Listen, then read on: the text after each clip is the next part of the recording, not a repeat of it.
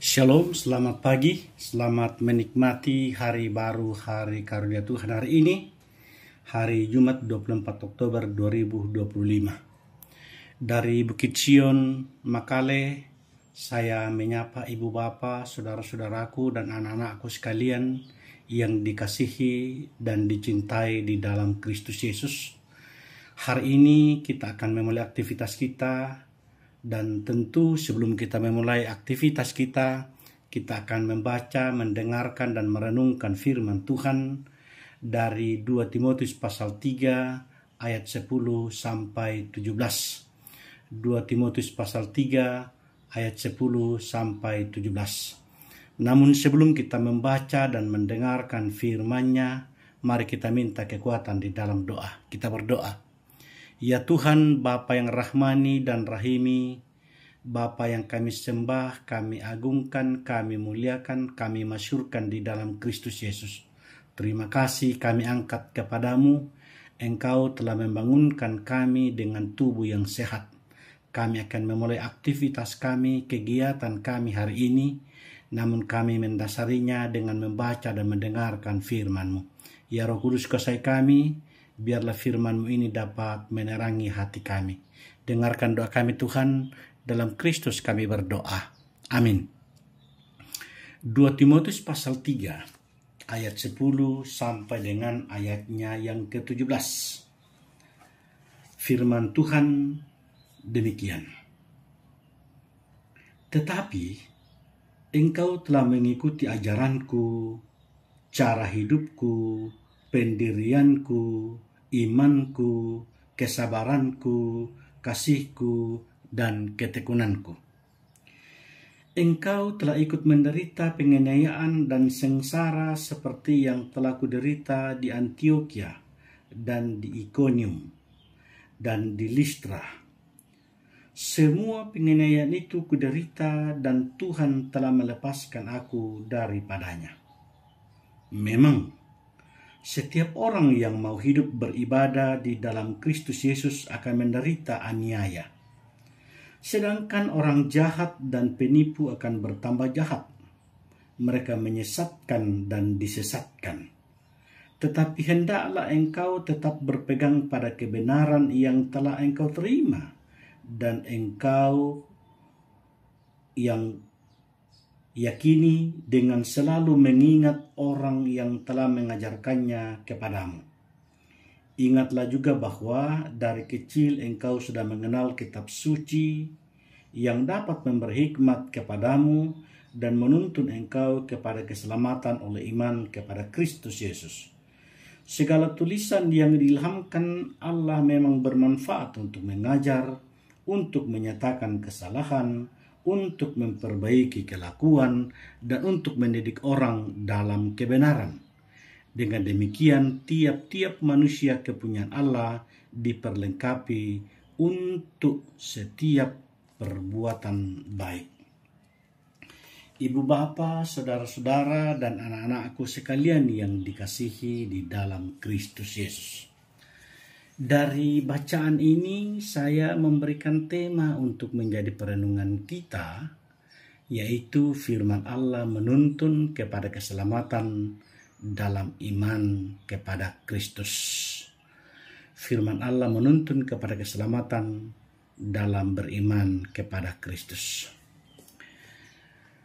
Ibu bapa, saudara-saudara, Shalom, salam sejahtera di dalam kasih Kristus.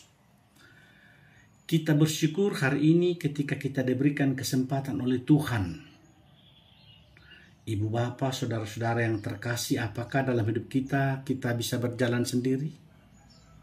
Sesungguhnya kita tidak mampu berjalan sendiri tanpa pertolongan Tuhan.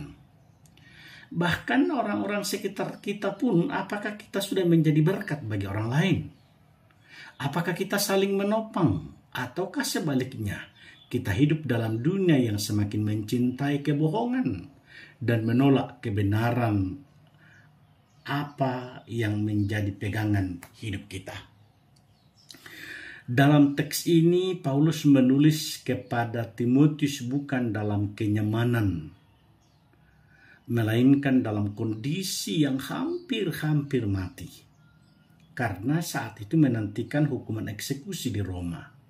Namun dari penjara yang gelap itu ia tidak menyebar ketakutan. Tetapi ia justru meletakkan dasar iman yang tak tergoyahkan. Dasar yang dibangun bukan di atas opini, melainkan di atas firman Allah yang hidup. Tetapi kita telah mengikuti ajaranku. Ayat 10. Timotius adalah murid yang sungguh-sungguh. Ia tidak hanya mendengar khotbah Paulus, tetapi mengikuti hidup Paulus, ajaran Paulus, penderitaan Paulus, kasih Paulus, ketekunan Paulus, bahkan air matanya pun. Paulus bukan hanya sekedar guru atau mentor atau teladan atau role model. Dan ini memang penting. Hidup yang sejati dalam Kristus tidak bisa dipisahkan dari penderitaan. Injil bukan janji kesuksesan dunia, tetapi janji penyertaan dalam penderitaan dan karda kebenaran. Hari ini firman Tuhan diperdengarkan kepada kita. Banyak orang yang hanya mau menerima ajaran Kristus tapi tidak mau hidup seperti Kristus. Kita suka penghiburannya tapi menolak salibnya. Tapi Paulus berkata dengan tegas, setiap orang yang mau hidup beribadah di dalam Kristus Yesus akan menderita aniaya. Itu bukan kemungkinan, tapi itu kepastian. Hidup suci akan selalu menjadi duri dalam sistem dunia yang mencintai dosa. Makin kita serius hidup bagi Tuhan, makin besar penolakan yang akan kita alami. Namun di tengah kenyataan pahit ini, ada juga kenyataan lain yang harus kita hadapi. Orang jahat dan penipu akan bertambah jahat. Ayat 13 bacaan kita ini. Ibu, bapak, saudara-saudara, kita tidak bisa menunggu dunia menjadi lebih baik agar kita lebih nyaman. Dunia tidak akan membaik secara moral. Penyesatan akan semakin licik. Bahkan dalam gereja, dalam persekutuan banyak menyusupkan Injil palsu. Injil yang tidak menuntut pertobatan.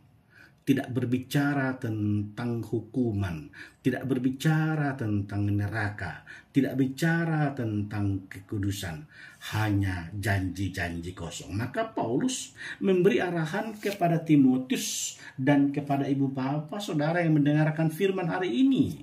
Tetapi kita berpeganglah pada apa yang telah kita pelajari. Ayat 14. Dalam dunia yang goyah kita harus berpegang teguh, jangan goyah, jangan ikut arus. Timotius sejak kecil telah dibentuk oleh ajaran firman Tuhan. Dan disitulah kekuatan terbesarnya. Paulus berkata kitab suci dapat memberi hikmat yang menuntun kepada keselamatan, bukan sekedar pengetahuan, tapi hikmat ilahi. Kitab suci, Alkitab, firman Allah menuntun kepada Kristus. Itulah sebabnya firman Allah, Alkitab bukan hanya sumber moralitas, tapi wahyu Allah yang menyelamatkan. Kalau kita perhatikan ayat 16-17, Paulus menegaskan sesuatu yang sangat penting, inti dari kehidupan keberimanan orang Kristen, bahwa segala tulisan yang diilhamkan Allah berguna untuk mengajar, menyatakan kesalahan, memperbaiki kelakuan, dan mendidik. Kata diilhamkan dalam bahasa Yunani disebut dengan theopneustos, yang berarti dinafaskan. Ini bukan sekedar buku kuno, ini adalah napas Allah yang tertulis, sabda Allah yang tertulis. Saat kita membuka Alkitab, kita tidak sekedar membaca kata-kata, bukan sekedar membaca untaian kata-kata yang dijadikan menjadi kalimat, tetapi kita sedang mendengarkan Tuhan sendiri berbicara. Firman Tuhan itu cukup, bukan hanya untuk tahu apa yang benar, tetapi juga untuk memperbaiki hidup yang salah dan melatih diri kita untuk hidup dalam kebenaran. Kita tidak membutuhkan wahyu baru. Yang kita butuhkan adalah ketaatan baru, kesetiaan baru terhadap firman yang sudah lengkap itu. Ibu bapak saudara-saudara, apa yang harus kita renungkan? Apa yang kita dapatkan dari firman hari ini? Bahwa di tengah dunia yang menyesatkan, di tengah gereja yang mulai melupakan salib, di tengah iman yang makin diganti hiburan, pertanyaannya adalah, adakah kita tetap berdiri di atas firman Allah?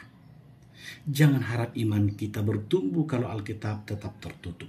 Jangan harap hidup kita berubah kalau firman hanya didengar, tapi tidak dihidupi. Karena itu, jangan harap kita tahan menghadapi zaman air jika kita tidak dibekali dengan kekuatan firman Allah. Kiranya Roh Kudus menolong kita, membimbing kita, memperlengkapi kita, agar kita menghidupi firman-Nya dan beriman kepada Kristus Yesus, Tuhan dan Juru Selamat kita. Amin. Mari kita berdoa. Ya Tuhan, terima kasih kami angkat kepadamu. Engkau yang melayakkan kami, Engkau yang membimbing dan menyertai kami. Kami dibangunkan dengan tubuh yang sehat. Kami akan memulai aktivitas kami. Bahkan hari ini, Tuhan sudah memperdengarkan firman-Mu. Biarlah firman-Mu dapat tinggal dan diam di dalam hati kami, dan kami hidup oleh firman-Mu. Berkati pekerjaan kami, berkati aktivitas kami hari ini, karena kami percaya semuanya itu kami bisa lakukan, kami bisa kerjakan hanya karena Tuhan bersama-sama dengan kami.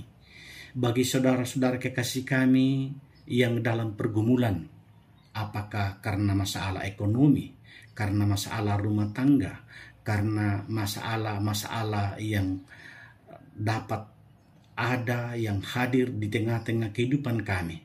Oh Tuhan, tolonglah Engkau campur tangan di dalamnya, agar masalah-masalah itu, pergumulan-pergumulan itu, kami boleh lewati dan nama-Mu tetap kami muliakan. Berkati bangsa dan negara kami, berkati pemerintah kami, berkati pemimpin-pemimpin kami, agar mereka menjadi saluran berkat-Mu dalam mengatur bangsa dan negara ini, secara khusus daerah kami, Tanah Toraja ini, agar kami boleh menikmati suasana sukacita, damai, dan sentosa, karena Tuhan memakai pemimpin kami sebagai saluran berkat-Mu. Bapa di surga, dengarkan doa kami. Ke dalam tangan-Mu kami serahkan seluruh hidup kami, pergumulan kami, aktivitas kami. Dalam Kristus kami berdoa. Amin. Padang toh kurus semangat, puang pasake ki emas sola nasang.